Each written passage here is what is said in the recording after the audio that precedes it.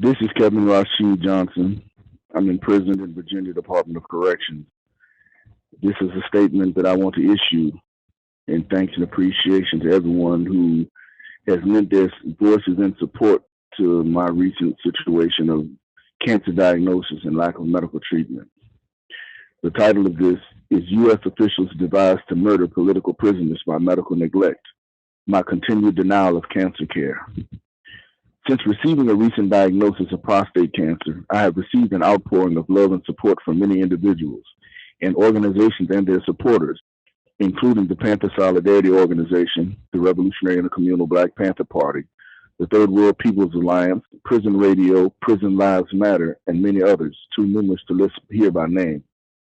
I want to thank each and every one of you who have sent kind words and or raised your voices in protest during this trying time, where prison officials have been blatantly denying and delaying me medical treatment in a clear ploy to ensure that my condition spreads and proves fatal.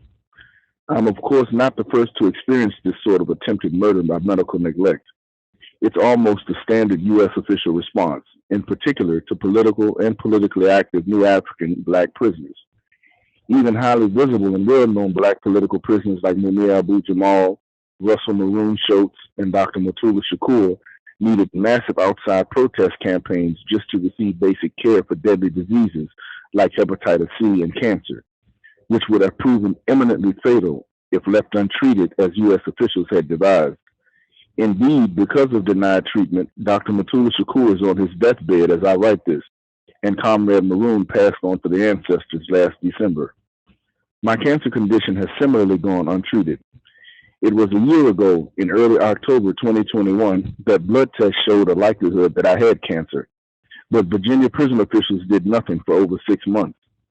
It wasn't until over 8 months after these results were known that diagnostic tests were given which confirmed the cancer and that it had by then spread throughout my prostate and possibly beyond. Yet it is now a year later, and no treatment has been given, nor is scheduled. Even laymen know that left untreated, cancer can spread quickly and kill in a matter of weeks to months.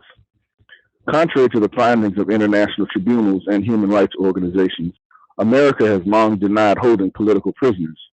Not only does it hold and inhumanely abuse hundreds of political prisoners, who are primarily people of color, but it devises to assassinate us by medical neglect, especially when we contract potentially fatal medical conditions, which as an alternative to violent assassination gives it plausible deniability for causing our deaths. From outright lynchings to direct and proxy assassinations like the murders of Fred Hampton Sr., Martin Luther King Jr., Al Prentice Bunchy Carter, Malcolm X, George Jackson, Medgar Evers, and many others, America's designs to suppress and ultimately execute influential independent Black political voices that organize and speak out against racism, militarism, lies, and its capitalist exploitation is well established. Similarly well established is that the masses are our only real defense against these designs. In my own experience, it is to the masses that I am beholden for their effective resistance against numerous well-documented official maneuvers to dispose of me by more traditional violent means. Now, with my cancer diagnosis, officials are devising to murder me by medical neglect. But I wholly trust and rely on the people, who are truly the ocean in which we revolutionaries as fish must completely submerge ourselves and swim in order to survive. Dare to struggle, dare to win. All power to the people.